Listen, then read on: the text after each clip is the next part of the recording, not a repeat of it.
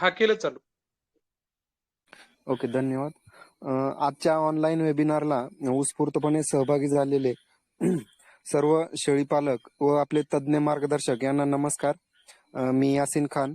आज या ठिकाणी आपल्या शेळ्यांच्या आहारशास्त्र समूह महाराष्ट्र व पशुवैद्यक व पशुविज्ञान महाविद्यालय परभणी यांच्या संयुक्त विद्यमाने आयोजित केलेल्या ऑनलाईन चर्चासत्रात वेळात वेळ काढून सहभागी झालेले सर्व शेळीपालक शेतकरी बंधू भगिनींचे मी हार्दिक स्वागत करतो. तसेच शेळ्यांच्या आहारशास्त्र समूहाच्या विनंतीला मान देऊन हिवाळ्यातील शेळ्यांची काळजी आणि प्रजनन या विषयावरती मार्गदर्शन करण्यासाठी आपला बहुमूल्य असा वेळ देऊन उपस्थित राहिलेले पशुवैद्यक व पशुविज्ञान महाविद्यालय परभणीचे पशुप्रजनन शास्त्र विभागाचे प्रमुख वरिष्ठ प्राध्यापक आदरणीय डॉक्टर नितीनजी मार्कंडे सर यांचे मी उपस्थित सर्वांच्या वतीने शब्दसुमनाने हार्दिक स्वागत करतो. आणि यानंतर आपण सर्वांना सुपरिचित असलेले व ठाणबंद पद्धतीसह सविस्तर शेळीपालन या पुस्तकाच्या माध्यमातून आपल्या तळागाळातील सर्व शेळीपालकापर्यंत पोहोचलेले आदरणीय मार्कंडे सर यांचा एक कार्यक्रमाची औपचारिकता म्हणून आपल्याला थोडक्यात परिचय करून देतो. सर हे पशुवैद्यक व पशुविज्ञान महाविद्यालय येथे वरिष्ठ प्राध्यापक व पशुप्रजनन शास्त्र विभागाचे प्रमुख आहेत. सरांनी यापूर्वी सर हे पशुवैद्यक व पशुविज्ञान महाविद्यालय परभणीचे सहयोगी अधिष्ठाताही होते. सरांनी आपल्याला लॉकडाऊनच्या काळामध्ये आपल्या ग्रुपवर अनेक व्याख्याने दिलेली आहेत.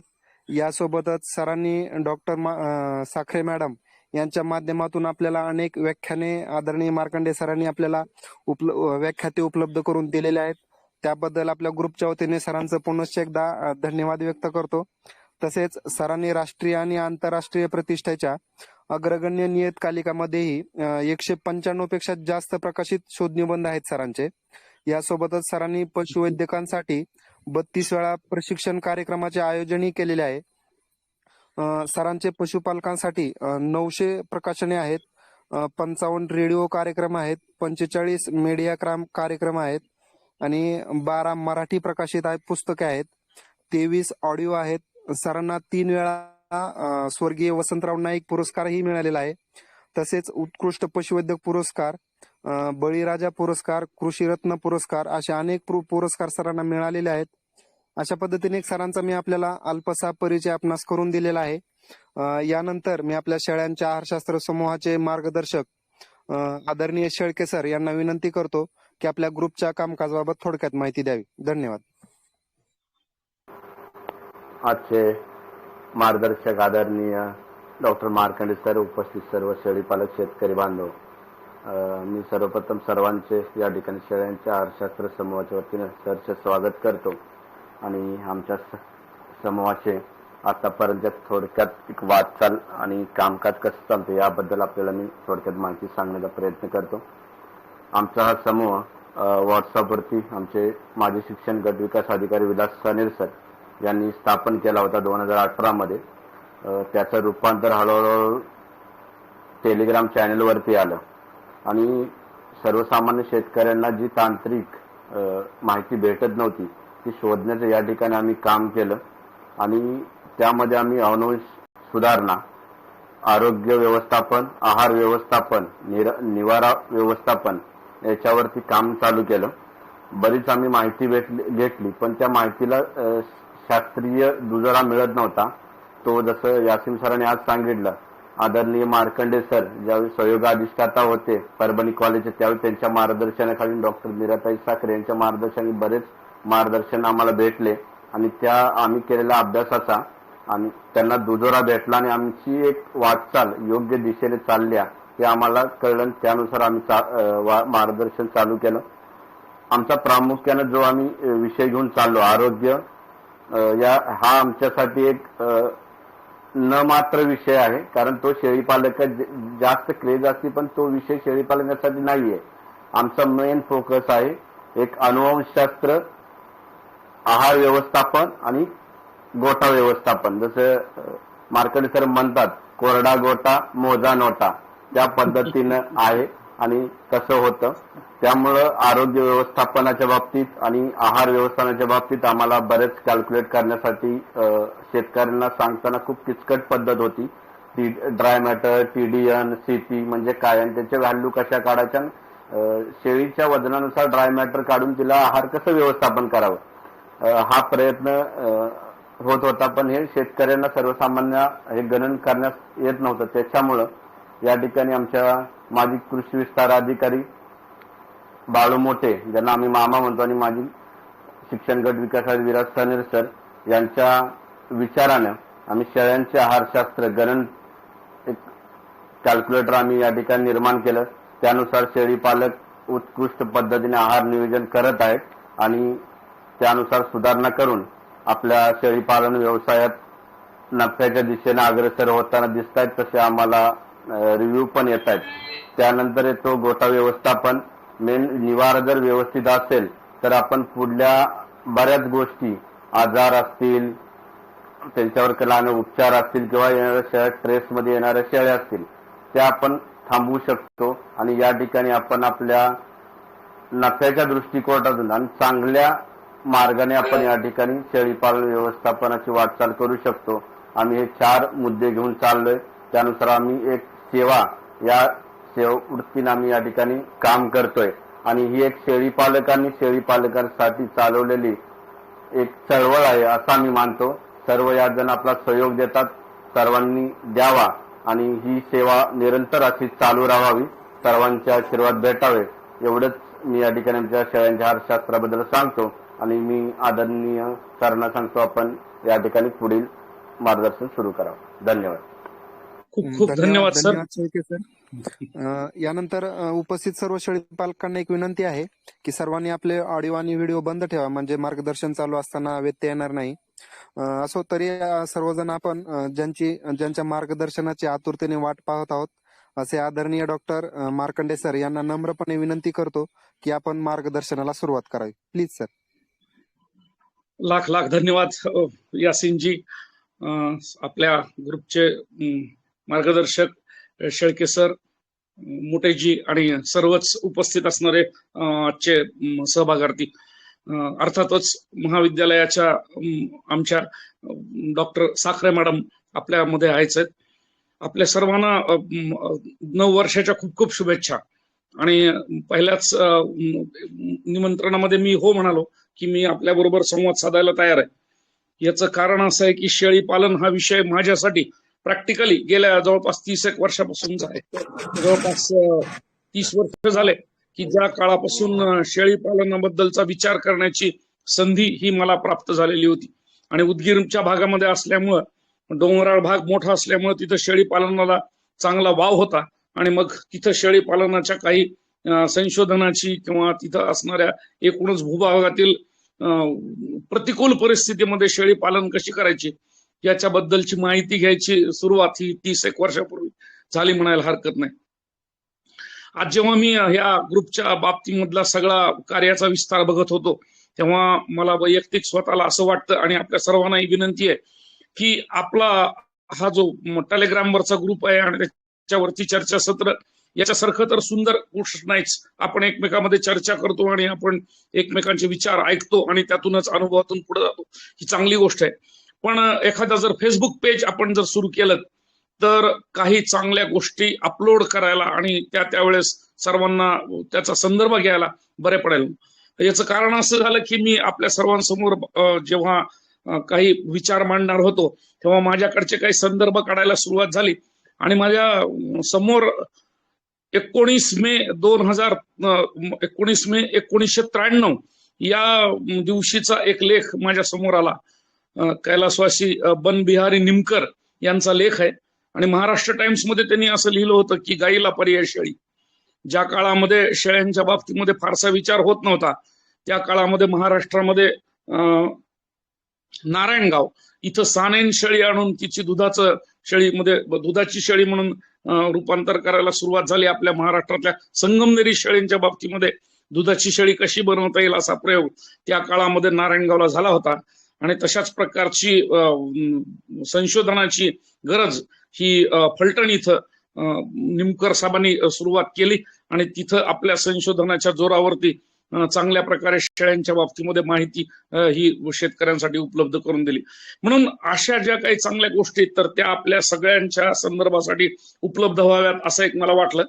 दुसरी महत्वाची गोष्ट अशी की आपल्या राज्यामध्ये जे शेळी आणि मेंढी विकास महामंडळ आहे याच्या आतापर्यंतच्या जवळपास 7 ते 8 स्मरणिका आहेत आणि ह्या सगळ्या स्मरणिका याचं जर आपल्याला तुमच्यापर्यंत पोहोचवायच्या असल्या तर अशा प्रकारचं एखादं फेसबुक असेल तर त्याच्यावरती PDF फाईल आपल्याला अपलोड करता येत राहील.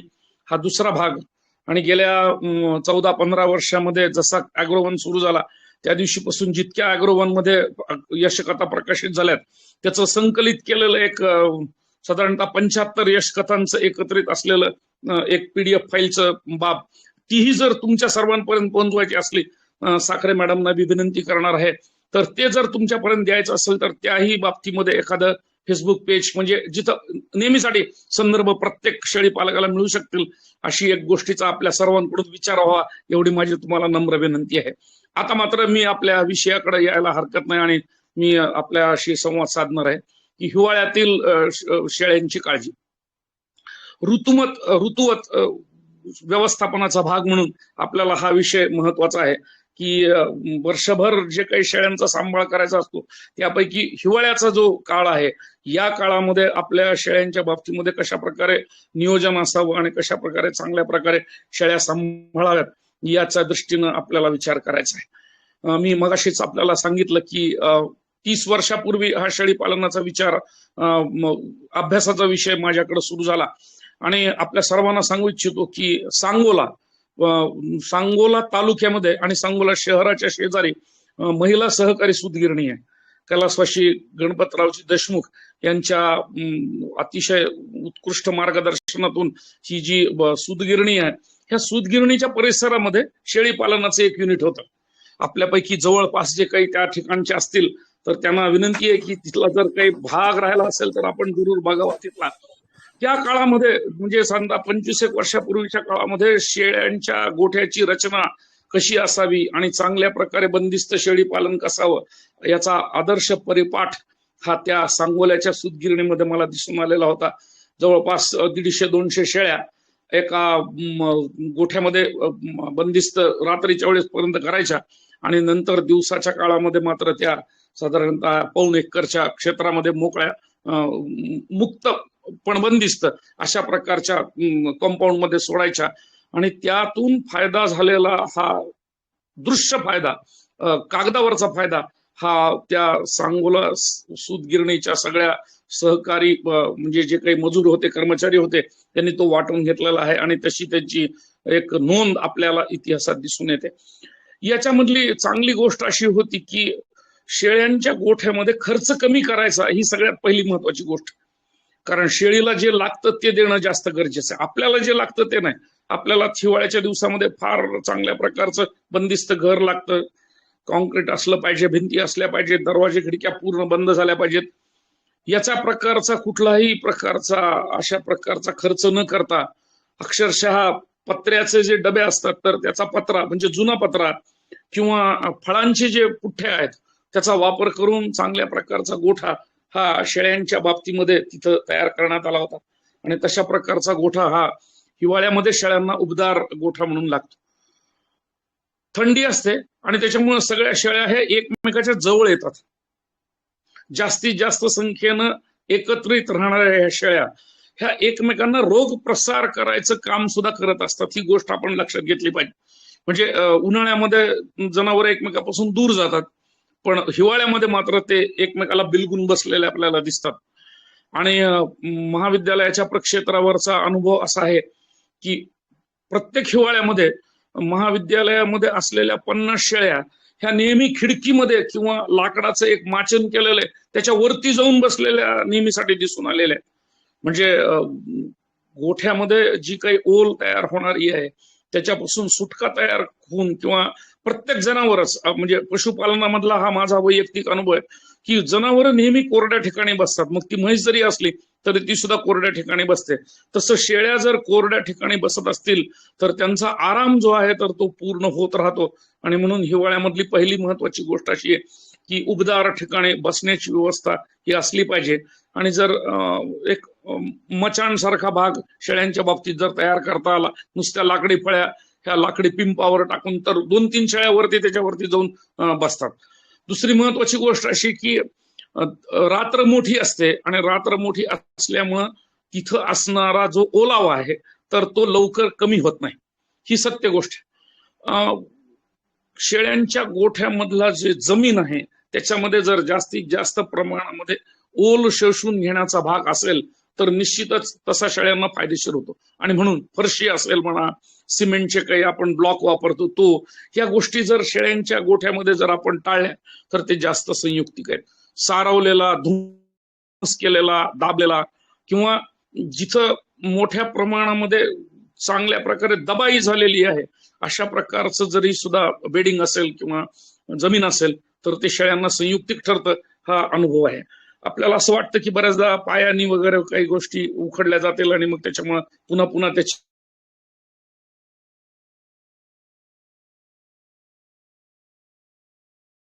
अशा प्रकारचा जर भाग जमिनीवर असेल तर शेळ्यांच्या बाबतीमध्ये तो हिवाळ्याच्या दृष्टीनं अतिशय संयुक्तिक ठरतो.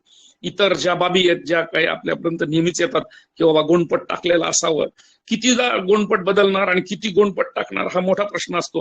किंवा चुनकळीच्या बाबतीमध्ये सुद्धा किती चुनकळी आपण त्या गोठ्यामध्ये टाकणार पावडर, यापेक्षा जर व्यवस्थाच अशी केली की ओल्या झालेल्या भागाच्या सोडून जर शेळी बसू शकली तर तो एक फायदेशीर भाग आपल्याला दिसू शकतो. दुसरी महत्वाची गोष्ट अशी की शेळ्यांच्या बाबतीमध्ये डिसेंबर महिन्यामध्ये प्रसूतीची प्रक्रिया बऱ्याचदा पूर्ण होत राहते. म्हणजे जून मध्ये ज्या शेळ्या व्यालेल्या असतात, जून मध्ये ज्या शेळ्या माझावर आलेल्या असतात त्या डिसेंबर महिन्यामध्ये व्यालेल्या असतात. आणि मग व्याल्यानंतरच्या पुढच्या 8 दिवसामध्ये त्यांच्या गर्भाशयातून जो स्त्राव येतो हा सगळा स्त्राव जमिनीवर पडण्याचं काम हे हिवाळ्यामध्ये होत राहतं.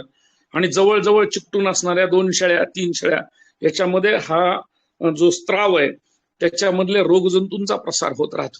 म्हणून प्रसूत झालेल्या शेळ्यांच्या बाबतीमध्ये अशा ठिकाणी त्यांचं एकत्रित येणं हे अजिबात अपेक्षित नाहीये. आणि यासाठी प्रसूत झालेल्या शेळ्यांचा एक गोठा किंवा कप्पा किमान वेगळा असावा ह्याची दक्षता हे प्रत्येक ठिकाणी घेणं गरजेचं आहे. शेळीच्या मांडीवरती असणारे जे केस आहेत तर ते थोडे लांब असतात. आणि या बऱ्याच शेळ्यांच्या बाबतीमध्ये या शेळ्यांच्या केसांना गर्भाशयामधून बाहेर पडणारी जी घाण आहे, योनी मार्गातली घाण आहे, ती चिकटलेली आढळते. बरेचदा सगळे त्या केसांचा पुंजका झालेला आढळतो. या सगळ्या स्त्रावाचा झालेला वाळलेला भाग हा रोग प्रसार करण्याचं साधन असतं. आणि म्हणून ज्या ठिकाणी आपल्याला गरज वाटली तिथं केवळ मांडी पुरतं आणि जे निर्णाच्या जवळ आहेत आणि जिथं कडक अशा प्रकारचं स्त्राव जमा झालेला आहे तर तेवढे केस आपण कात्रीनं काटून टाकले तर ते जास्त सुयोग्य ठरतं. पुढची महत्वाची गोष्ट अशी की शेळ्यांच्या बाबतीमध्ये आणि एकूणच गोठा उबदार करण्याच्या दृष्टीनं विजेरीचा फारसा फायदा होतो असं मला वाटत नाही. शेकोटी हा भाग सुरक्षिततेच्या दृष्टीनं अतिशय गंभीर आहे.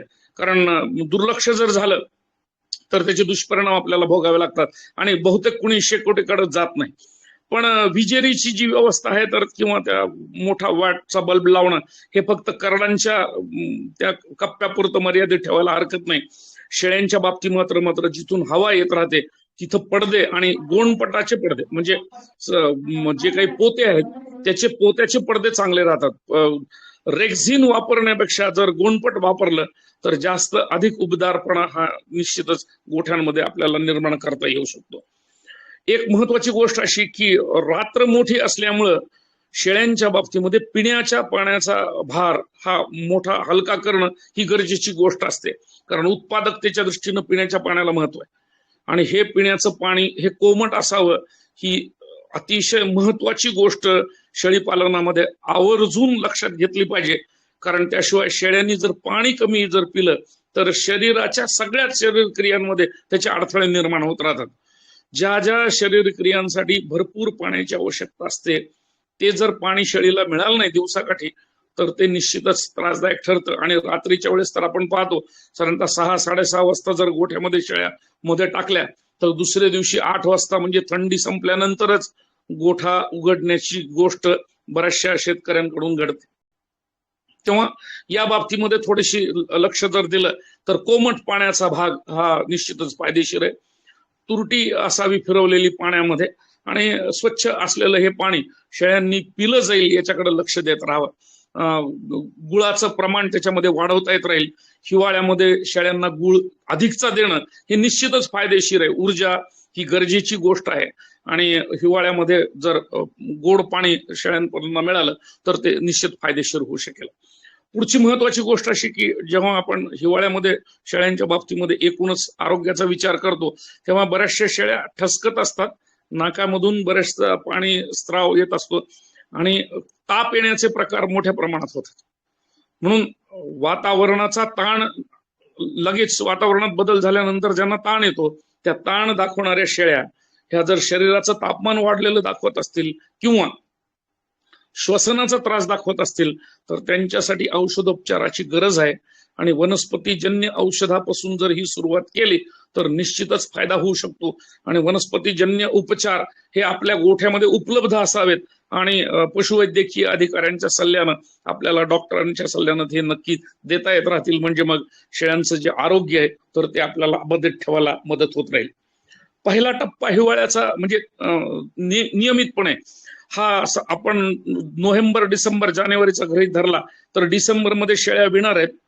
पण जानेवारीच्या शेवटी म्हणजे जेव्हा हिवाळा आहे आणि आता सध्याचा जो ऋतू आहे या ऋतूमध्ये रथसप्तमीपर्यंत म्हणजे 28 तारखेपर्यंत म्हणायला हरकत नाही या वर्षीला शेळ्या पुन्हा माझावरती येऊन गाभण ठरणार आहेत. म्हणजे 30 ते 35% शेळ्या ज्या प्रसूतीची प्रक्रिया पूर्ण झाली त्या पुन्हा एकदा माझावरती येणार आहेत. म्हणून हिवाळ्याच्या शेवटच्या टप्प्यामध्ये ज्या शेळ्या माझावरती येणार आहेत त्यांच्यासाठी सुद्धा आपल्याला काळजी घेणं गरजेचं आहे आणि या काळजीच्या दृष्टीनं आपल्याला या शेळ्यांकडे लक्ष देणं, माझावरती आलेली शेळी योग्य वेळी भरवली जाणं याच्याकडे लक्ष देणं आपल्याला आवश्यक ठरतं.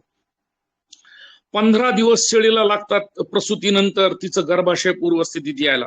15 दिवसानंतर शेळीचं गर्भाशय अगदी पहिल्या स्थितीत आलेलं असतं.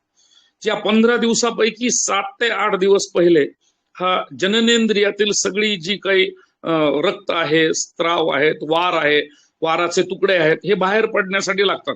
म्हणजे 8 दिवसापर्यंत स्त्राव बाहेर पडत असतो जो की दूषित असतो, जो की रक्त मिश्रित असतो आणि अशा प्रकारचा स्त्राव एकदा 7-8 दिवसांनी बंद झाला की शेळी निश्चितच आपलं गर्भाशय पूर्वस्थितीत यायसाठी मदत करत राहते किंवा ती प्रक्रिया सुरू होते. व्यालेल्या शेळीच्या बाबतीमधला औषधोपचार ही सगळ्यात महत्वाची गोष्ट आहे आणि जी हिवाळ्यामध्ये जर विसरली तर मोठ्या प्रमाणामध्ये त्याचा तोटा हा शेळी पालकांना दिसून येत राहतो. शेळी दिल्यानंतर किमान 3 दिवस गर्भाशयामध्ये 2 गोळ्या ज्या की वार पडण्यासाठी आपण वापरतो, ज्या की गर्भाशय स्वच्छतेसाठी वापरतो आणि पहिले 2 दिवस किंवा 3 दिवस आपल्या दोन्ही बोटांनी ही जी गोळी आहे ती गर्भाशयात नुसती धरली तरी सुद्धा तिथल्या पाण्यामुळे ती विरघळून जाते. गोळी गर्भाशयात धरल्यानंतर किंवा निरणामधून मध्ये धरल्यानंतर कुठल्याही प्रकारे मध्ये ढकलायची गरज नाही. एखाद्या मिनिटाच्या आत ती गोळी विरघळलेली जाते आणि अशी विरघळलेली गोळी 2-3 दिवसच फक्त आपल्याला देता येते कारण पुन्हा गर्भाशयाचं दारच लहान होत राहतं. अशा प्रकारची गोळी आपण घरी द्यायची.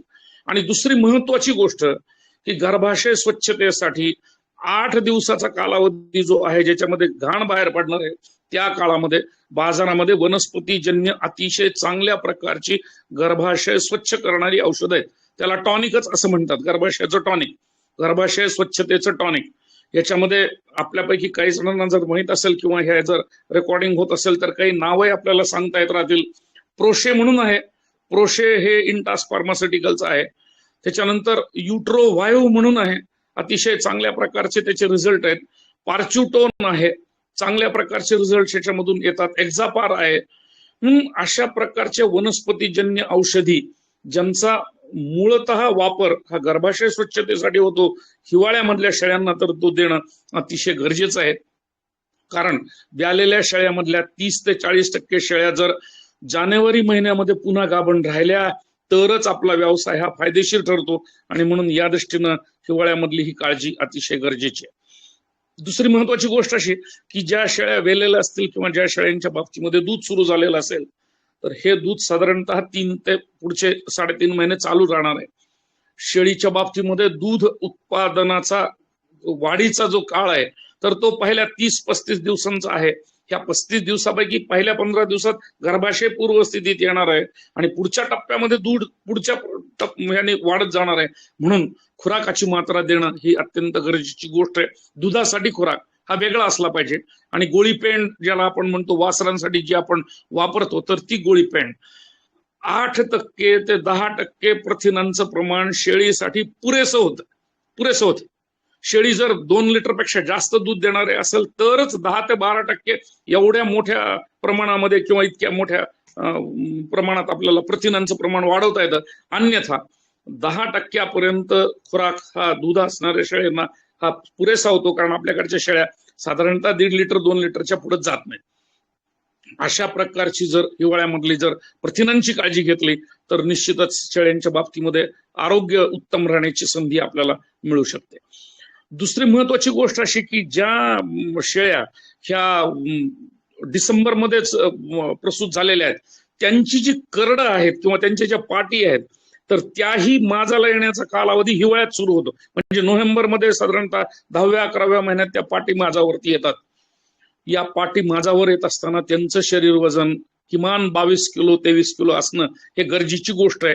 आणि तितक्या प्रमाणामध्ये जर शरीर वजन असलेल्या पाटी असतील तर त्या पहिल्यांदा माजावरती आल्या पाहिजेत आणि पुढं त्यांच्याकडून गर्भधारणा झाली पाहिजे ह्या जानेवारी मधली, असा आग्रह आपल्याकडे असला पाहिजे. म्हणजे 1 वर्ष अगोदर जी गेलेली शेळी होती तिची पाट आता या वर्षी पुन्हा एकदा माजावरती येऊ शकते. या सगळ्या गोष्टी करत असताना हिवाळ्याच्या काळामध्ये आपल्याला जे काही प्रजननावरती अंकुश ठेवायचा आहे त्याच्यामधली एक गोष्ट आपण लक्षात ठेवायला पाहिजे की आपल्याकडे 25 शेळ्या आहेत, आपल्याकडे 50 शेळ्या आहेत, आपल्याकडे त्यापेक्षा जास्त शेळ्या आहेत, पण ह्या शेळ्या सांभाळत असताना आपल्याकडं वजन काटा आहे का नाही याच्याकडे लक्ष असणं गरजेचं. ज्यांच्या प्रक्षेत्रावरती वजन काटा आहे त्यांच्याकडच्या फायद्यामध्ये निश्चितच 1.5 पट वाढ होते आणि ज्यांच्याकडे वजन काटाच नसतो त्यांच्याकडचा फायदा जो आहे होणारा फायदा तर तो सुद्धा 40-50% कमी झालेला आपल्याला दिसून येत राहतो. ह्याचं एक साधं उदाहरण आहे आणि प्रजननाच्या बाबतीमध्ये ते नेहमीसाठी लागू पडतं की शरीर वजन जर वाढत जात असेल तर अनेक शेळ्या ह्या माजावरती येत राहतात शरीर धरल्यामुळं, माजाची प्रक्रियाला धक्का लागल्यामुळं. आणि जर शरीर वजन कमी होत चालले असेल तर अशा शेळ्या ह्या निश्चितच माजाच्या चक्रातून बाहेर पडतात आणि त्या गाभण असल्या तरी गाभडण्याची सुद्धा शक्यता असते. म्हणून शरीर वजन सतत वाढत जाणं ही जी बाब आहे याच्यावरती जर अंकुश आपल्याला ठेवायचा असेल तर काटा किंवा ताण काटा जर असेल 50 किलो पर्यंतचा तर तोही फायदेशीर आहे. किंवा आपल्या करडांचंही वजन आपल्याला नेहमी घ्यायचं असतं म्हणून वजन काट्याबद्दलचं लक्ष हे निश्चित गरजेचं आहे. दुसरी एक महत्वाची गोष्ट आधुनिक त्यामध्ये टाळता आधुनिक व्यवस्थापन पद्धती टाळून प्रगत जर व्यवस्थापन करायचं असेल तर थर्मामीटर किंवा तापमापक शेळ्यांच्या गोठ्यामध्ये तापमापक भिंतीवर असणं गरजेचं आहे. 150 रुपयाला मिळतं, फार जास्त पैसे लागत नाही. त्याचा उन्हाळ्यात फायदा होतो आणि त्याचा हिवाळ्यात फायदा होतो. नाशिकमध्ये आता 5 डिग्री पर्यंत टेम्परेचर आलेलं आहे. परभणीमध्ये आम्ही 10 डिग्री पर्यंत आहोत.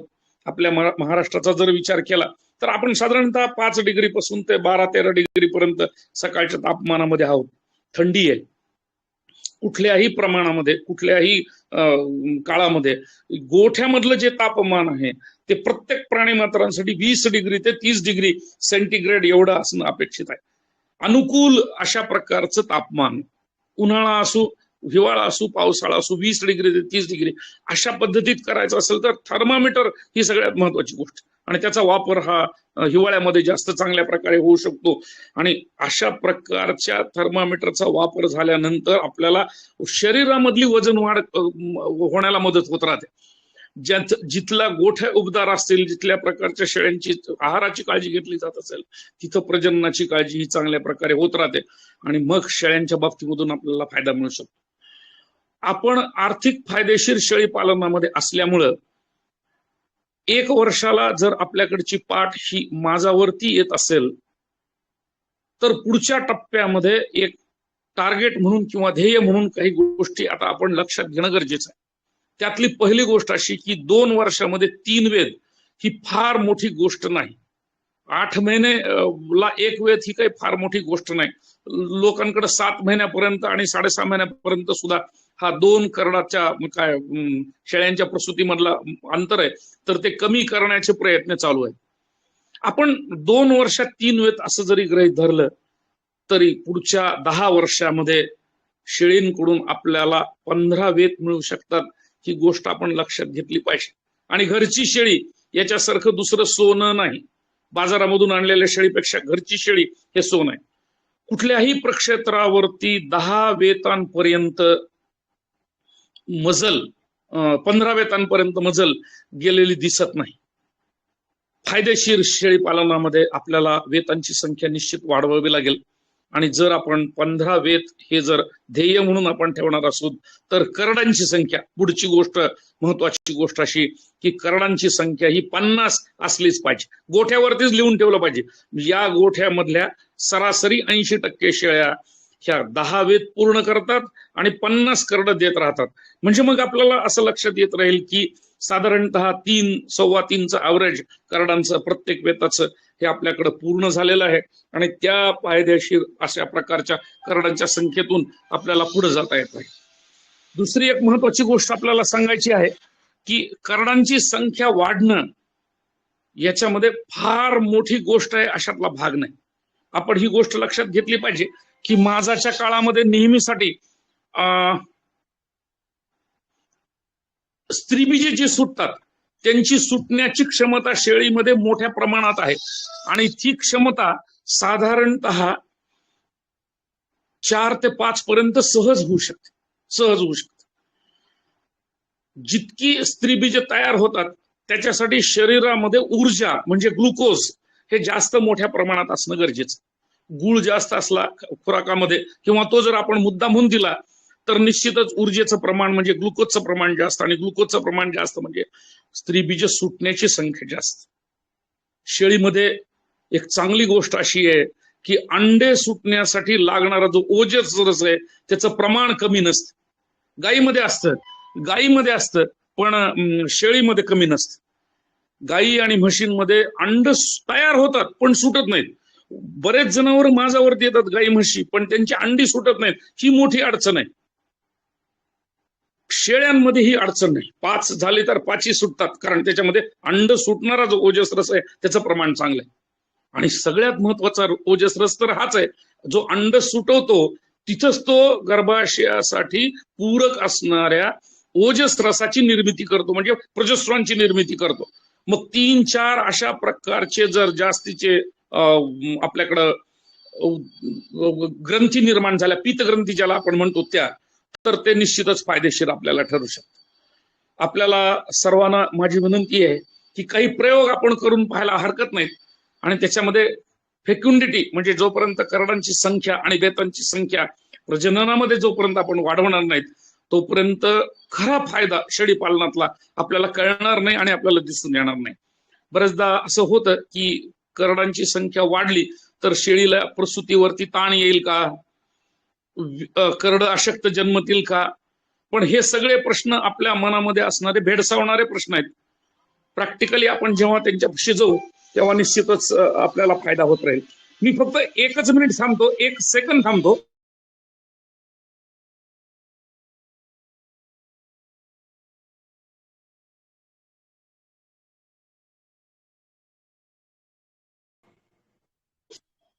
हा सॉरी. तर आपल्याला हे दोन्ही गोष्टी नक्कीच आपल्याला साध्य करता येत राहतील. आणि काही प्रयोग जे की संशोधनातून आपण प्रक्षेत्रावरती केले त्याच्यामध्ये असं लक्षात आलं की आपल्याला करडांची संख्या वाढवता येणं हे सहज शक्य असणारी शेळींमधली बाब आहे आणि तो फायदा आपण करून घेतला पाहिजे. प्रजननाच्या बाबतीमध्ये एक गोष्ट आपल्याला निश्चित लक्षात येऊ शकते की शेळ्यांच्या बाबतीमध्ये गर्भपाताचं प्रमाणही मोठ्या प्रमाणात आहे. बऱ्याचशा प्रक्षेत्रावरती गर्भपात मोठ्या प्रमाणात होतात आणि हे गर्भपात इतक्या मोठ्या प्रमाणात होतात की त्याच्या बाबतीमध्ये काय उपचार करावा, कुठल्या प्रकारचं याचं निदान करण्यात यावं याची माहिती बरेचदा पशुपालक किंवा शेळी पालकांकडे नसते. प्रत्येक गर्भपात झाल्यानंतर गर्भपात झालेल्या शेळीच्या बाबतीमध्ये असणारा जो स्त्राव आहे तो, किंवा जर गर्भ असेल तर त्याचा वार, पूर्ण गर्भ या सगळ्याची प्रयोगशाळेमध्ये तपासणी होऊ शकते. रक्ताची जर तपासणी झाली तर रक्तामध्ये सांसर्गिक गर्भपात आहे का याचं निदान हे शेळीच्या बाबतीमध्ये आपल्याला प्रयोगशाळेमध्ये करता येऊ शकतं. जिल्हा स्तरावरच्या प्रयोगशाळेमधून विभागीय पातळीवरती हे जर नमुने पोहोचले तर तिथून आपल्याला याचं निदान मिळू शकतं. बऱ्याचशा शेळ्यांमध्ये सांसर्गिक गर्भपात आणि सांसर्गिक रोगाचा प्रसार इतक्या मोठ्या प्रमाणात आहे की तो प्रमाण असल्यामुळे बऱ्याचशा प्रक्षेत्रावरती 30% 40% शेळ्या ह्या नेहमीसाठी वांज राहतात, त्या गाभण राहत नाहीत आणि मग आपल्याला फायदा होत नाही. प्रत्येक प्रक्षेत्रावरती असणाऱ्या शेळ्यांपैकी 95% शेळ्या दरवर्षी व्याल्या पाहिजेत, म्हणजे त्यांना करडं झाली पाहिजेत. आणि त्यापैकी ज्या काही जे 95% शेळ्या दरवर्षी व्याल्या त्याच्याच पैकी असणाऱ्या जवळपास 70% शेळ्या ह्या वर्षातून दुसऱ्यांदा गाभण ठरल्या पाहिजेत. म्हणजे विलं तर होणार नाही, पण दुसऱ्यांदा गाभण ठरल्या पाहिजेत. याच्यासाठी आपले सगळे प्रयत्न असणं गरजेचं आहे. यासाठी जिथं जिथं गर्भपाताची शक्यता आहे आणि जिथं जिथं शेळ्यांमध्ये वांझपणा आहे त्या शेळ्यांच्या बाबतीमध्ये रक्त तपासणीला अतिशय मोठं महत्व आहे. ज्या शेळ्यांमध्ये गर्भपात दिसून आला अशा शेळ्या ह्या इतर शेळ्यांपासून दूर ठेवणं गरजेचं असतं. सगळेच गर्भपात सांसर्गिक असतात असं जरी नसलं तरी जोपर्यंत झालेला गर्भपात हा सांसर्गिक नाही असं निदान प्रयोगशाळेकडून येत नाही तोपर्यंत शेळीची रवानगी हे दुसऱ्या कप्प्यात बाजूच्या ठिकाणी आणि त्याची स्वच्छता याच्याकडे असणं गरजेचं आहे. शेळ्यांच्या बाबतीमध्ये जे काही मोठ्या प्रमाणामध्ये करड जन्मतात किंवा संख्या वाढते ह्याच्यामध्ये एक भाग अजून असा आहे की गर्भधारणेच्या काळामध्ये 4-5 महिन्यामध्ये बरेचदा वाळलेले गर्भ तयार होतात, विकृत गर्भ तयार होतात किंवा करणकुमार म्हणजे इंटरसेक्स, जर नरही नाही आणि मादी नाही अशा प्रकारचे गर्भ तयार होत राहतात. जर एखाद्या शेळीमध्ये करणकुमार किंवा ज्याला म्हणतात की इंटरसेक्स मिश्र लैंगिक अशा प्रकारचं जर करडू जन्मलं तर त्याला बोकड म्हणून सरळ सरळ विकलं जात राहतं. ही गोष्ट जरी सत्य असली तरी पैदाशीच्या दृष्टीनं आणि आपली पुढची प्रजा आपल्या प्रक्षेत्रावर चांगली जन्मण्याच्या दृष्टीनं अशा प्रकारच्या अनुवंशिक दोषांची गर्भपाताची संख्या प्रक्षेत्रावर कमी असणं अतिशय गरजेचं आहे. आणि हे करण्यासाठी पैदास पद्धतीकडे आपल्याला लक्ष देणं गरजेचं आहे. बऱ्याचशा प्रक्षेत्रावरती 2 वर्षानंतर बोकड बदलला जातो. बऱ्याचशा ठिकाणी बाबतीमध्ये चांगल्या प्रकारचा बोकड वापरला जाईल याची काळजी घेत राहते. पण आपण जेव्हा प्रोफेशनली किंवा व्यावसायिक दृष्टीनं शेळी पालन करत आहोत तेव्हा आपल्यापैकी किमान 10, 20, 25, 30 लोकांनी आपल्याकडच्या वापरणाऱ्या बोकडाच्या रक्ताचे नमुने हे पशुवैद्यकीय महाविद्यालयाच्या प्रयोगशाळेत पाठवून त्याच्यामध्ये कुठलेही आजार नाहीत, कुठलेही अनुवंशिक दोष नाहीत याची खात्री करायला जर सुरुवात केली आणि असा जर आदर्श पाठ निर्माण करून दिला तर तो निश्चितच इतरांना उपयोगी ठरणार आहे. राज्य शासनाच्या पशुसंवर्धन खात्यानं स्वतःच्या असणाऱ्या आर्थिक एकूण भांडवलातून मुंबईच्या पशुवैद्यक महाविद्यालयात अशी प्रयोगशाळा उभी केलेली आहे आणि ती प्रयोगशाळा ही महाविद्यालयाची नसून पूर्ण राज्याची आहे. म्हणून आपल्याकडचा बोकड जेव्हा आपण वापरायला घेतो किंवा इतर ठिकाणी बदलून दुसरीकडचा आणतो तेव्हा त्याच्या बाबतीमध्ये अनुवंशिक दोष नाहीत याची खात्री जर करायची पद्धत सुरू झाली तर एक नवी क्रांती आपल्याला ह्या शेळी पालनामध्ये दिसून येत राहील आणि चांगल्या प्रकारची पैदास आपल्याला घडत राहील. पुढची एक महत्वाची गोष्ट अशी की बऱ्याचदा चांगल्या प्रक्षेत्रावरती जाण्याचा आणि भेट देण्याचा योग येतो. मराठवाड्यामधल्या अशाच एका 200 उस्मानाबादी शेळ्या असणाऱ्या प्रक्षेत्रावरती परवाच 1 महिन्यापूर्वी जायचा योग आला आणि तिथे गेल्यानंतर त्यांनी सांगितलं की सर सगळ्या शेळ्या आम्ही झरीच्या बाजारातून आणल्यात, बोरीच्या आणल्यात, गंगाखेडमधून आणल्यात किंवा इतर ठिकाणी कन्नड वगैरे क्षेत्रामधून आणल्यात आणि बोकड मात्र आम्ही हा बिटल जातीचा बाहेरून आणलेला आहे. एकूणच ही जी काही पैदाशीची पद्धत झालेली आहे ह्या पैदाशीच्या पद्धतीमध्ये आपल्या मनामध्ये थोडंसं प्रश्नचिन्ह असलं पाहिजे की उस्मानाबादी जातीची जी ओळख आहे तिच्या काटकपणासाठी आणि तिच्या मटणासाठीची ती कुठेही कमी होऊ नये आणि धड बिटलही नाही आणि धड उस्मानाबादी नाही अशा प्रकारचं जर एखादी आंतर पैदास तयार झाली तर पुढच्या काळामध्ये आपल्याला चांगल्या प्रकारच्या शुद्ध जातीच्या उस्मानाबादी शेळ्या ह्या दिसणार नाहीत. बिटलसाठी बार्बरीसाठी बिदरीसाठी, संगमनेरीसाठी आणि उस्मानाबादीसाठी शुद्ध पैदास ही जर गोष्ट सुरू केली तर नॉन डिस्क्रिप्ट नावाची जी गोष्ट आहे किंवा वंशरहित शेळी ही आपल्याला दिसणारच नाही. मला स्वतःला वैयक्तिक असं वाटतं की ज्या बोअर जातीशी आपण संकरीकरणाचे प्रयोग केलेले आहेत ते मटण वाढीसाठी, जास्तीच्या वाढीसाठी जरी योग्य असले तरी एक गोष्ट सगळ्यात महत्वाची की त्यांच्या नोंदी आणि त्याचं असणारी एक वेगळी यंत्रणा, त्याच्या पैदाशीच्या बाबतीमधलं वेगळं धोरण आणि वेगळ्या प्रकारच्या व्यवस्थापनाची बाब ही निश्चित करून ठेवली पाहिजे. कारण असे जर काही संकरित बोकड इतर ठिकाणी जाऊन पैदाशीसाठी वापरण्यात आले किंवा तसे जर वापरले गेले तर होणारी जी प्रजा आहे त्या प्रजेकडून चांगल्या प्रकारची वाढ किंवा चांगल्या प्रतीचं मटण ह्या दोन्ही गोष्टीबद्दलचं प्रश्नचिन्ह हे निर्माण होऊ शकतं. म्हणून जोपर्यंत बोर आहे तोपर्यंत बोरच्या बाबतीमध्ये बोरचाच विचार आणि सीमित असणारी जी प्रजा आहे त्याच्यावरती पूर्ण नियंत्रण की इतर जातीशी त्याचा संकर होणार नाही या दृष्टीनं काळजी घेणं गरजेचं आहे. शेळी पालनामध्ये संकरित आणि गावठी हे दोन्ही शब्द येऊ नयेत आणि जर आले संकरितच्या बाबतीमध्ये तर ते किती टक्के संकरित आहेत आणि त्याच्याभोवती असणारा तो जो एकूणच कळप आहे तर तो कुठं आहे, वेगळ्या पद्धतीत आहे, त्याची पैदास वेगळ्या ठिकाणी चालू आहे असं ठळक सांगता येत राहावं एवढी दक्षता आपल्याला हे घेणं गरजेचं आहे. गावठी तर शेळी असूच नये, स्थानिक शेळी, गावठी शेळी हा प्रकारच असू नये, उस्मानाबादी असावी, संगमनेरी असावी, बेरारी असावी, कोकण कन्याळ असावी. जातीवंत शेळ्यांच्या पैदाशीमधून चांगले गुणधर्म आपल्याला दिसू शकतात. पण जर गावठी शेळी असेल तर तिच्यामध्ये अनेक गोष्टींचा ताण आलेला असतो, अनेक सदोष अशा प्रकारची गुणसूत्र आणि अशा प्रकारची जे काही रंगसूत्र त्याच्यामध्ये जे आलेले असतात त्यामुळं प्रजा ही 2 नंबरची किंवा अशी दूषित किंवा मिश्र लैंगिक तयार होत राहते. म्हणून प्रजननाच्या पैदाशीच्या बाबतीमधलं धोरण आपल्याला निश्चित करणं हे गरजेचं आहे. पुढची महत्वाची गोष्ट अशी की जेव्हा आपण शेळ्यांच्या बाबतीमध्ये आपल्या प्रक्षेत्रावरती चांगल्या प्रकारे काळजी घेतो आणि चांगल्या प्रकारे व्यवस्थापन करतो तेव्हा सर्व शेळी पालकांना माझी विनंती आहे की आता तालुक्याच्या ठिकाणी अल्ट्रासोनोग्राफीच्या मशीन्स आलेल्या आहेत, सोनोग्राफीच्या मशीन्स आलेल्या आहेत आणि आमच्या शिरवळ महाविद्यालयाचा जर आपण एकूणच कार्याचा आलेख बघितला तर तो फार आशादायक आहे. 50 शेळ्या 25 शेळ्या एका टेम्पोमध्ये ठेवून शिरवळपर्यंत नेल्या जातात. तिथल्या दवाखान्यामध्ये ह्या सगळ्या शेळ्यांची एकाच दिवशी गर्भधारणा असेल किंवा प्रजननाची सगळी तपासणी केली जाते आणि त्या परत आणल्या जातात. दर महिन्याला जरी हे शक्य नसलं तरी दर 3 महिन्याला आणि प्रजननावरती अंकुश ठेवायला अशा प्रकारची तपासणी अल्ट्रासोनोग्राफीद्वारे करणं गरजेचं आहे. बऱ्याचशा ठिकाणी पश्चिम महाराष्ट्रामध्ये या सोयी प्रामुख्याने वापरल्या जातात आणि त्या डॉक्टरांमध्ये खूप मोठ्या प्रकारची आशावाद असतो की चला आपण बघूयात, शेळी तपासूयात, तुमच्या शेळ्यांच्या बाबतीमध्ये काही चांगल्या गोष्टी आपल्याला दिसतात का हे बघूयात. इतर ठिकाणी हे प्रमाण थोडंसं कमी आहे पण त्यांना प्रोत्साहित करणं आणि त्यांच्याकडून करून घेणं एक जनसामान्य म्हणून ही आपली जबाबदारी आहे.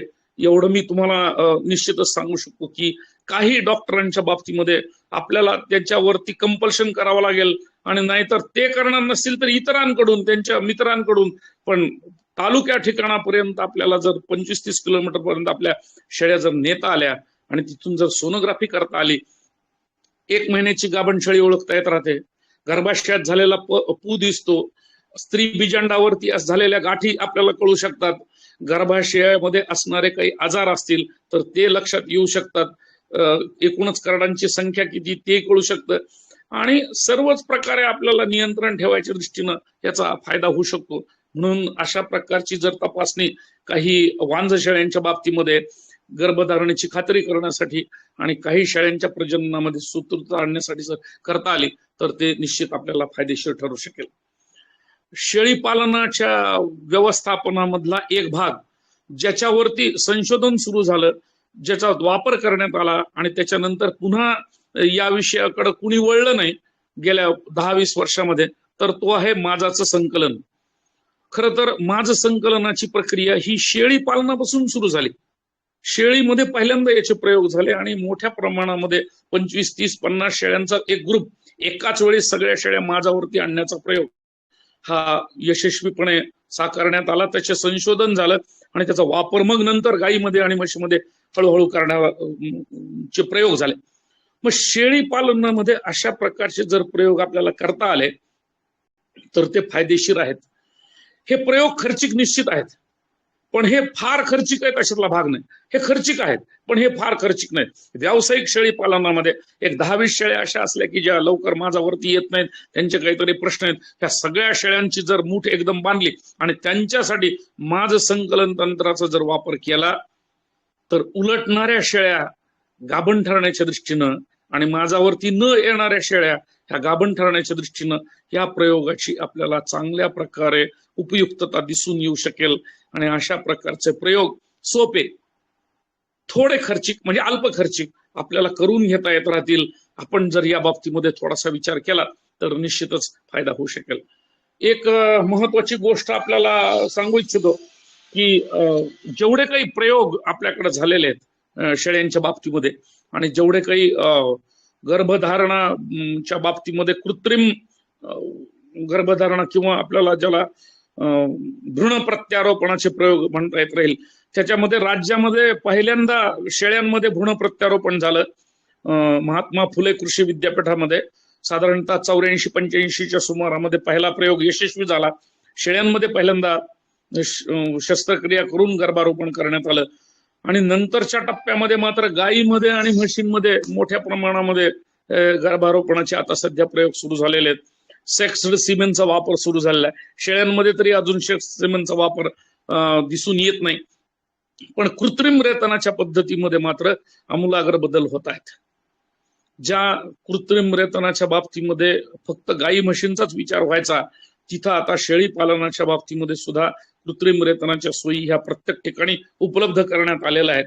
आणि जे काही चांगले बोकड आहेत म्हणजे ज्यांची मी आपल्याला म्हणालो की प्रयोगशाळेमध्ये तपासणी केली आहे, कुठल्याही प्रकारच्या गुणसूत्रांची त्याच्यामध्ये सदोषता नाहीये, संख्या कमी नाहीये, तर अशा प्रकारच्या बोकडांचे वीर्य मात्रा ह्या ग्राम पातळीवरती सुद्धा आता पशुवैद्यकीय अधिकाऱ्यांकडे उपलब्ध आहेत. आणि त्याचा वापर काही शेळ्यांमध्ये जर आपण केला तर आपल्याला करडांची संख्येवरती नियंत्रण ठेवता येईल का, ते वाढवता येत राहील का, याचा विचार करणं हे निश्चितच फायदेशीर ठरू शकेल. आधुनिक तंत्रज्ञानाची कास आपल्याला धरायच्या दृष्टीनं या गोष्टी महत्वाच्या आहेत. जसं आपल्याला करडांची संख्या आणि वेतांची संख्या वाढवायचं उद्दिष्ट आहे, तसं शेळी पालनामध्ये दुधाच्या बाबतीमधला विचार जो मागं पडत चाललाय त्याच्यावरही सर्वांकडून विचार होणं गरजेचं आहे. नाशिक भागामधले जे शेळी पालक आहेत त्यांची नेहमीची मागणी आहे की शेळीच्या दूध काढण्याचं जे यंत्र आहे तर ते कुठं मिळतंय तर त्याची जास्त प्रसार आणि प्रसार व्हावा. चांगली गोष्ट. शेळीच्या बाबतीमध्ये दिवसातून 4-5 वेळेस जर आपण दूध काढत राहिलं तर निश्चितच आपल्याला शारीरिक श्रम मोठ्या प्रमाणात करावे लागतील. पण तेच जर शेळ्या आपण यांत्रिकीकरणातून जर आपण दोहन केल्या तर जो महत्वाचा विचार आहे, पिळत गेलं की मिळत राहतं. दूध काढून घेतलं की दूध तयार होत राहतं. म्हणजे जितकं आपण काढून घेऊ तितक्या मोठ्या प्रमाणात दूध तयार होत राहील. तर ही 2-2.5 लिटर पर्यंतची जर शेळी गेली तर शेळीच्या दुधाला मार्केटमध्ये चांगला वाव आहे आणि शहरामध्ये शेळीचं दूध हे चांगल्या किमतीला विकलं जातं. म्हणून का होईना आपल्या सर्वांकडून करडं तर वाढता येतील. आपण 2चं 3 टार्गेट नेलेलं आहे, म्हणजे एका शेळीकडून आयुष्यामध्ये 15 वेद आणि 50 करडं असं टार्गेट ठेवलं तर दूध उत्पादनाच्या बाबतीमध्ये सुद्धा 2 लिटर 2.5 लिटर 3 लिटर हे किमान 3 महिने आणि 3 महिने असं जर दूध आपल्याला मिळत गेलं तर ते निश्चित फायदेशीर ठरणार आहे. करडांना दूध कमी पडतं अशा प्रकारची तक्रार बऱ्याचशा पशुपालकांची आणि शेळीपालकांची असते. वाढीच्या करडांच्या बाबतीमध्ये मुक्त संचार यासारखं दुसरं सोनं नाही. म्हणजे फार मोठ्या प्रमाणामध्ये दूध पिऊन पांढऱ्या प्रकारची हगवण किंवा अशा प्रकारची अपचनाचे त्रास बघण्यापेक्षा योग्य प्रमाणामध्ये दूध जर शेळ्यांच्या करडांना पुरवलं गेलं तर उर्वरित दुधाचा वापर आपल्याला विक्रीसाठी करता येत राहतो. आणि यासाठी संकलन हे दोहन पद्धतीमध्ये जर झालं, यांत्रिक पद्धती झालं तर करडांच्या बाबतीमध्ये कुठलीही तक्रार आपल्याला दिसणार नाही. आणि 1 ते 1.5 महिन्याचे करड झाले की पुढचा जो आहाराचा टप्पा आहे तर तो आपल्याला दुधापेक्षा इतर पद्धतीनं सुद्धा पूर्तता करता येत राहतो. आणि म्हणून अशा प्रकारचा विचार आपल्या शेळी पालनामध्ये व्हावा असं मला वाटतं. आपल्या राज्यामध्ये शेळी पालनावर सर्वात जास्त पुस्तकं आहेत, प्रकाशित पुस्तकं 51 पुस्तकं आहेत. या सगळ्या गोष्टींची एखादी लायब्ररी आपल्याच ग्रुपच्या माध्यमातून सर्वांना कळावी अशी एक आपल्या सर्वांना विनंती आहे. परवा महाविद्यालयामध्ये मॅडमशी चर्चा करत असताना आम्ही असं ठरवलंय की शेळी पालन, म्हैस पालन, गोपालन याच्यामधलं विज्ञान लिहिणारे जे डॉक्टर आहेत किंवा जे विज्ञान लिहिणारी मंडळी त्यांचा एक मोठी संघटना आपण राज्यामध्ये स्थापन करावी. म्हणजे शिरवळचे आमचे तेजस शेंडे जी असतील किंवा अकोल्याचे बनकर जी असतील, आमच्या उदगीरचे डॉक्टर एडी पाटील सर असतील, मॅडम नेहमीसाठी लिहित राहतात, अनेक लोक शेळी पालनामध्ये लिहितात. आणि सगळ्यात महत्वाचं शेळी पालनाचे प्रकल्प ज्या महात्मा फुले कृषी विद्यापीठाकडून राबवण्यात आले आणि मोठ्या प्रमाणात चांगल्या प्रकारे यशस्वी झाले, त्यांच्या सगळ्या प्राध्यापकांच्या लेखनाचा संग्रह जर आपल्या ग्रुपला मिळाला तर तो निश्चितच फायदेशीर ठरणार आहे. आपल्याला विनंती आहे की आपण ज्या ज्या पद्धतीमध्ये आता ही सगळी साहित्य संपदा माझ्याकडे राहून किंवा मॅडमकडे राहून फारसा फायदा होणार नाही. व्यावसायिक दृष्टीनं तुमच्यापर्यंत पोहोचली पाहिजे. त्यातले वेगवेगळे जे विचार आहेत तर ते तुमच्यापर्यंत आले पाहिजेत आणि हे नेहमीसाठी उपलब्ध असलं पाहिजे. यासाठी यासिनजी असतील, शेळके साहेब असतील किंवा मोठे साहेब असतील, या सर्वांना माझी नम्र विनंती आहे की आपण अशी पद्धती शोधून काढा ज्याच्यामध्ये हे सगळं मटेरियल RDX सारखं, म्हणजे जितका वापर कराल तितकं चांगलं, अशा पद्धतीत तुमच्यासाठी हे नेहमीसाठी उपलब्ध आहे आणि त्याचा वापर करून आपल्याला आपला जो व्यवसाय आहे तो निश्चितच पुढे नेता येत राहील. मला असं वाटतं की साधारणतः 50 मिनिटं मला जे काही माझ्या मनामध्ये होतं ते मी बोललो. जे काही पुस्तकी ज्ञान आहे त्या गोष्टीपेक्षा सुद्धा काही गोष्टी आपल्याशी चर्चा करण्यामध्ये मला जास्त इंटरेस्ट होता. तशा प्रकारची चर्चा मी आपल्याशी केलेली आहे. काही जर काही आपल्या शंका आणि प्रश्न असतील तर जरूर त्याचा मी उत्तर द्यायचा प्रयत्न करेन. पण माझ्या बरोबर जे काही अनुभवी आपण आहात त्यांच्याकडूनही जर उत्तर आणि त्याचं समर्पक अधिकची माहिती मिळाली तर ती आपल्या सर्वांना फायदेशीर ठरणार आहे. धन्यवाद. धन्यवाद सर. खूप मोलाचं असं मार्गदर्शन आज आपल्या शेळीपालकांना सर्वांना मिळालेलं आहे. तरी कोणाचे प्रश्न असतील तर आपण एक एक करून विचारू शकता. अनम्यूट करा स्वतःला आणि प्रश्न विचारा. सरांकडून उत्तर घेऊया आपण.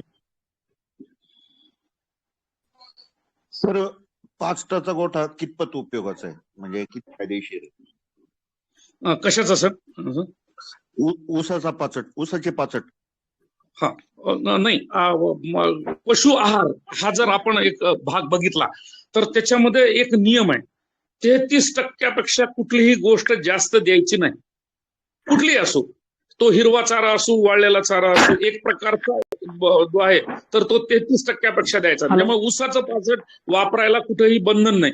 ऊसाचं पाचट वापरायचं, कारण बऱ्याच गोष्टी ह्या फिलर म्हणून सुद्धा लागतात. म्हणून 33% हे मार्जिन, 33% त्याचा वापर करता येत राहील. एक दिवस वाळवा पाचट. सर, माझा प्रश्न तो नव्हता. ऊसाच्या 5 टनचा गोठा पत्र्याच्या गोठ्यापेक्षा कितपत चांगला आहे, म्हणजे कम्पॅरेटिव्हली? हिवाळ्यामधली थोडीशी थंडीची बाब जर आपल्याला रेक्झिनच्या आवरणानं जर झाकता आली तर पाचटाचा गोठा सुद्धा 100% चांगला म्हणायला हरकत नाही. आणि शेळी कधीही कुठल्याही प्रकारचा मला अशा प्रकारचा गोठा पाहिजे असं म्हणत नाही. मी स्वतः एकूणच पशुपालनामध्ये दगड, वीट, सिमेंट, वाळू याच्या सोडून, लोखंड सोडून मानलेल्या गोठ्याचा नेहमीच प्रसार आणि पुरस्कार करणार आहे.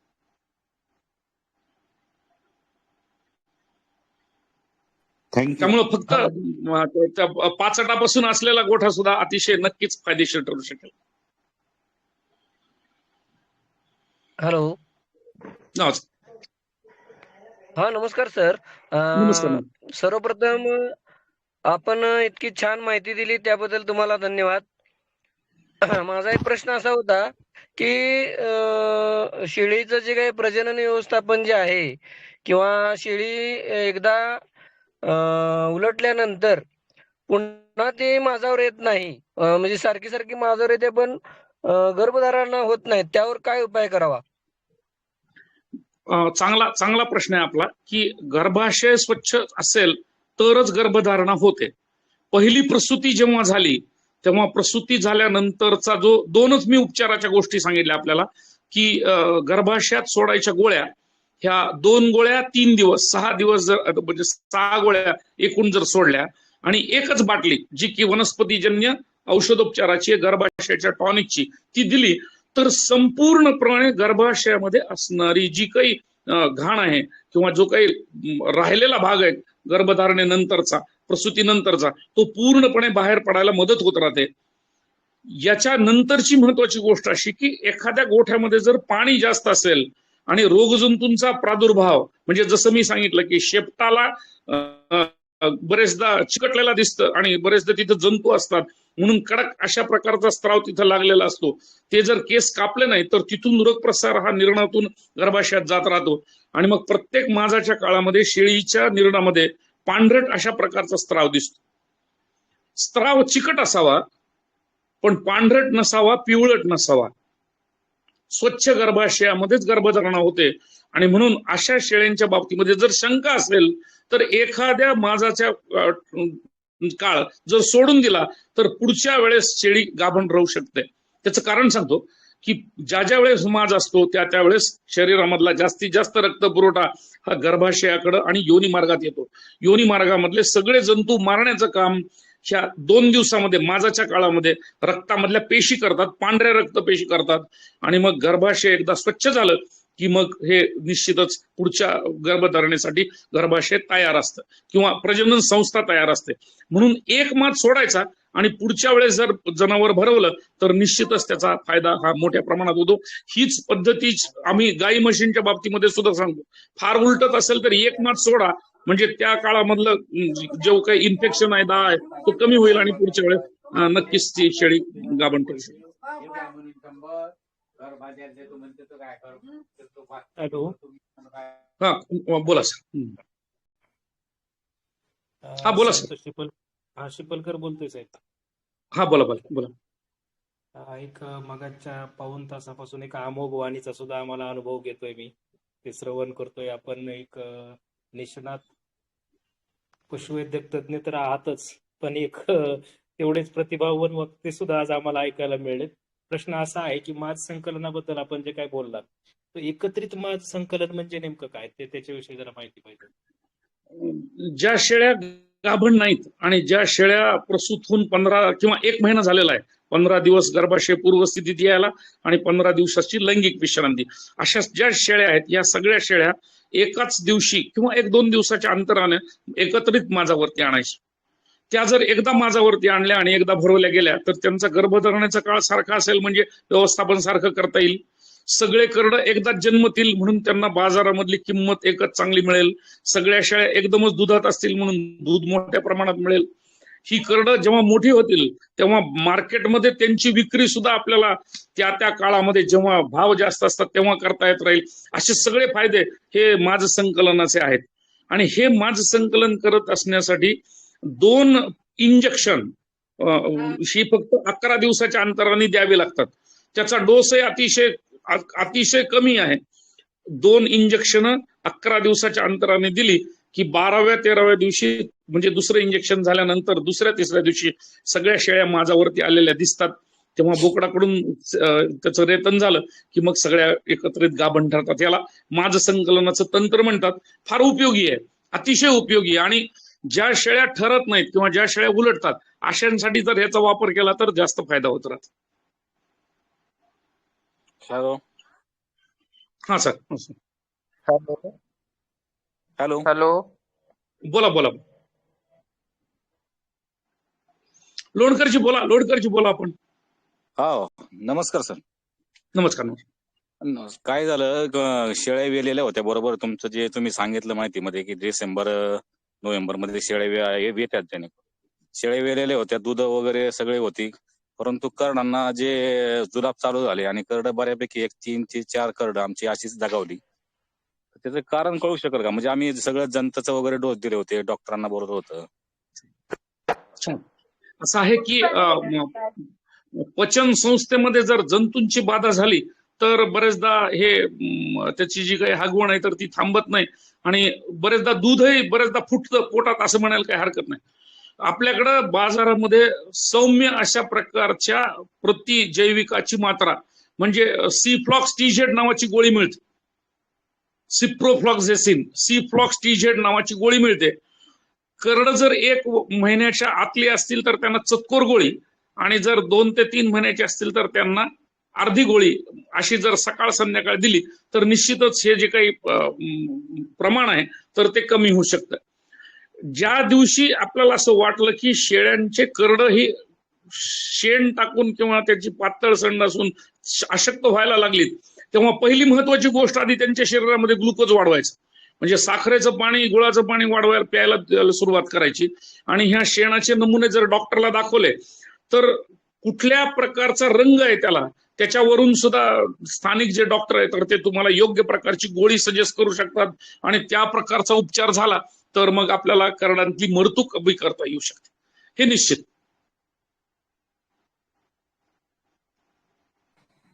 लोणकरजी आपल्याला लक्षात आलं?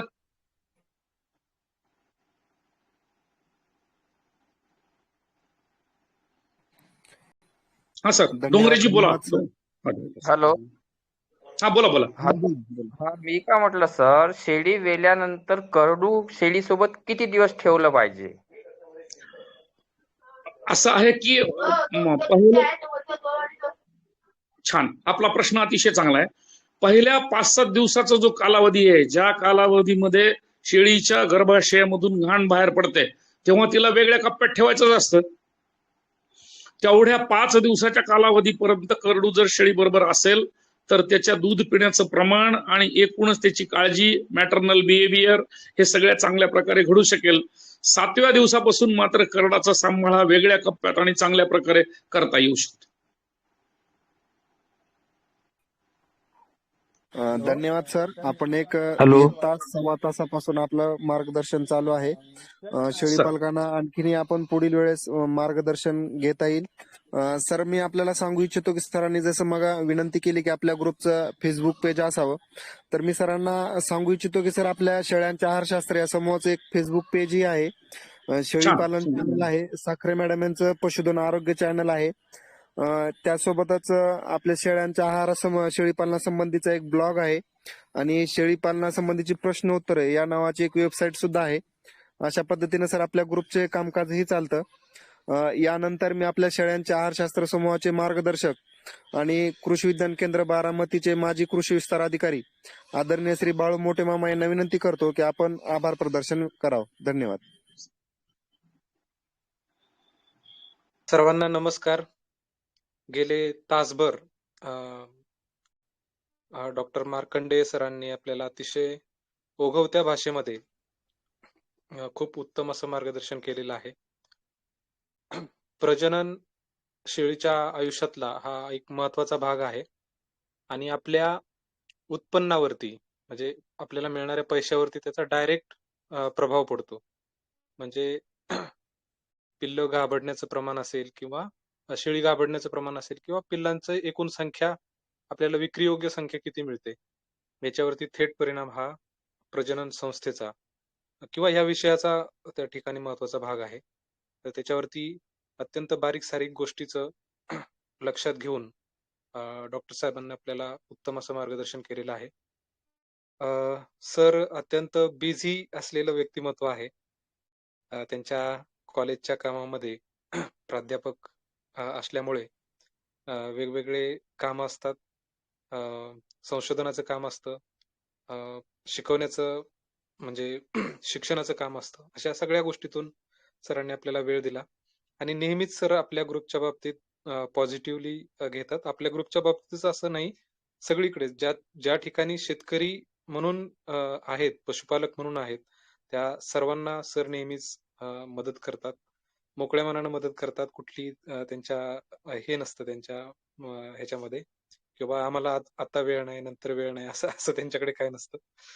आपण त्यांना जस्ट रिक्वेस्ट केली की सर आपल्याला लगेच तारीख सांगून टाकतात. म्हणजे पशुपालकांसाठी त्यांनी त्यांच्या आयुष्यातला खूप महत्वाचा वेळ हा दिलेला आहे, नेहमीच आयुष्यभर. त्यांचे अॅग्रोवन मध्ये आलेले लेख मी अनेक वेळा वाचलेले आहेत, आणि त्यांच्या विचार करण्याची जी पद्धत आहे किंवा जी खोली आहे ती अत्यंत महत्वाची आहे. ते आपण समजून घेणं आवश्यक आहे. आणि त्यांच्या विचारांचं अंगीकार करणे ही खरी महत्वाची गोष्ट आहे. पशुपालन क्षेत्रातला हे एक उत्तुंग असं व्यक्तिमत्व आहे, ज्यांचा शब्द हा मानला जातो वेगवेगळ्या ठिकाणी. तर आपल्या आहारशास्त्र ग्रुपला सरांनी कोरोनाच्या काळामध्ये खूप म्हणजे हे दिलेलं आहे, मदत केलेली आहे वेगवेगळ्या तज्ज्ञांच्या माध्यमातून. डॉक्टर साखरे मॅडम यांच्या माध्यमातून आपल्याला खूप चांगले व्याख्यानं त्यावेळेला लाभली होती आणि त्या कोरोनाच्या काळातला वेळ हा आपला सदुपयोगी लागलेला होता. तर आपल्या आहारशास्त्र ग्रुपमध्ये जे काही एक नॉलेजचा बेस तयार झालेला आहे किंवा जे जाणकार लोक निर्माण झालेली आहेत, ती निर्माण होण्यापाठीमागे या परभणीच्या पशुवैद्यक महाविद्यालयाचा खूप मोठा सहभाग आहे. तर मी सर्वांच्या वतीनं, आपले जे आता लोक जॉईन झालेले आहेत त्या सर्वांच्या वतीनं, आहारशास्त्र ग्रुपच्या वतीनं मी डॉक्टर साहेबांचे मनपूर्वक आभार व्यक्त करतो. धन्यवाद.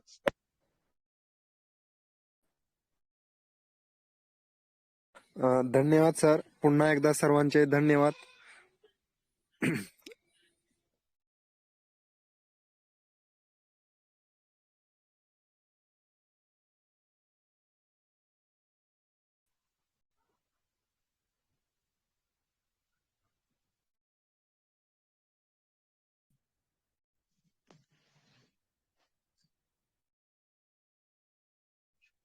यासिन सर, तुमचा ऑडिओ म्यूट झालाय.